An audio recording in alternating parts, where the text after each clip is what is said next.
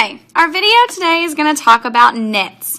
What is a net? When I say net, I don't mean a basketball net or a fishing net for all you fishermen out there. I mean a mathematical net. A net is a two-dimensional figure that can be folded to make a three-dimensional figure. If you'll take a look around this slide, I've got all kinds of different nets all laid out for you. I'm sure you've probably seen one before.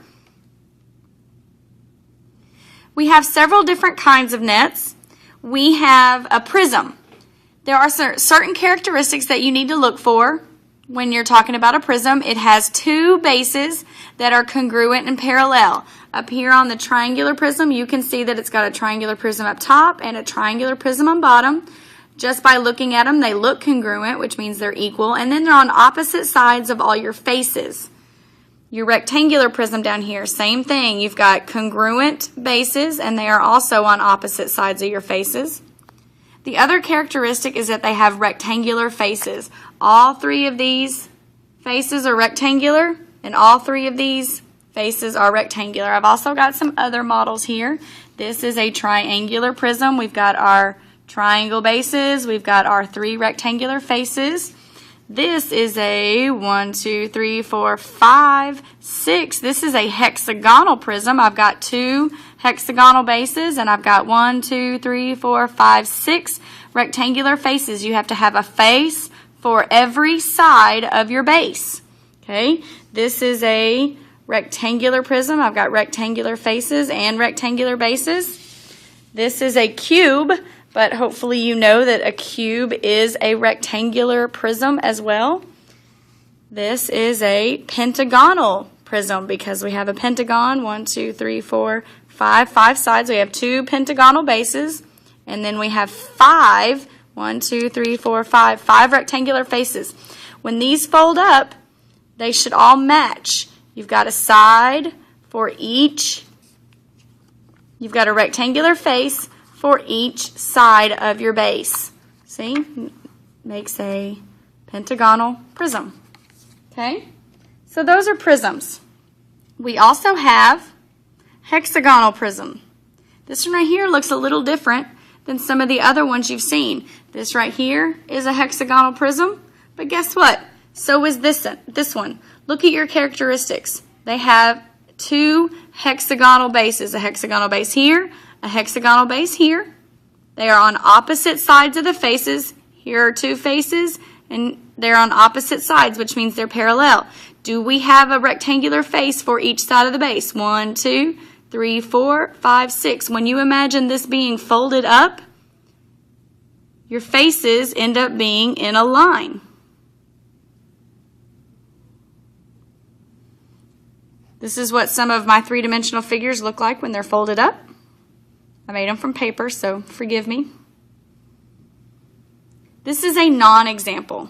Why is this a non-example? Because you have a rectangular face, a rectangular face, four rectangular, but these right here are your bases, and they're on the same side of your faces. So when you fold that up, you're going to end up with two bases here and no base here. You can't have that. Pyramids. Let's look at the characteristics of pyramids. Pyramids have one base. Okay, here's a rectangular pyramid, one base. Triangular pyramid, one base. Here we go, a triangular pyramid, one base. They have triangular faces. You'll see triangular faces all around. Triangular faces all around. And triangular faces all around. The same rule applies for pyramids, is that you have to have a triangular face for every side of your base. I've also got some models of pyramids. This is a pentagonal pyramid. We've got one pentagonal base, and then I have 5 triangular faces. Here we go. This is a square pyramid or a rectangular pyramid. I've got my square base, and then I've got 4 triangular faces. You see that this one's a little odd, but it still folds up to make your triangular prism. When it's laid out flat, you have to imagine that when this side's going to come up, these two are going to fold in and make these two sides, and this one's going to fold all the way around to make this side. This right here hexagonal pyramid. I've got a hexagon base, and I have got 6 triangular faces. Triangular pyramid, I've got a triangular base and 3 triangular faces. This is one I've drawn out. I've got a base, 1, 2, 3, 4 triangular faces. This will fold up, and these 2 triangle sides will come down. You're not going to be able to physically fold it, so you have to kind of do it in your mind and imagine what it would look like. This is a hexagonal pyramid. You've got a hexagon base, and then you've got 1, 2, 3, 4, 5, 6 triangular faces that fold up and make all your sides. I know it doesn't look like your standard hexagonal pyramid, but you have to imagine in your mind when it folds up what triangles are going to hit what side of your base, and will there be enough to cover all of your faces.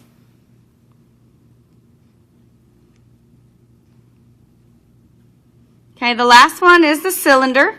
Okay, what are the characteristics of a cylinder? They have 2 congruent parallel circular bases. Okay, you can see right here we've got our long side, and we've got a circular base and a circular base. This right here is also a model. This circle folds up, this circle folds up, and then your sides wrap all the way around that circle.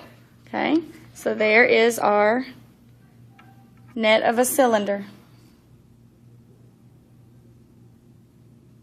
This is a non-example. Why is this a non-example? Because our circular bases are on the same side of the faces. Up here ends up with 2 bases, and this one ends up with no base, and you can't have that.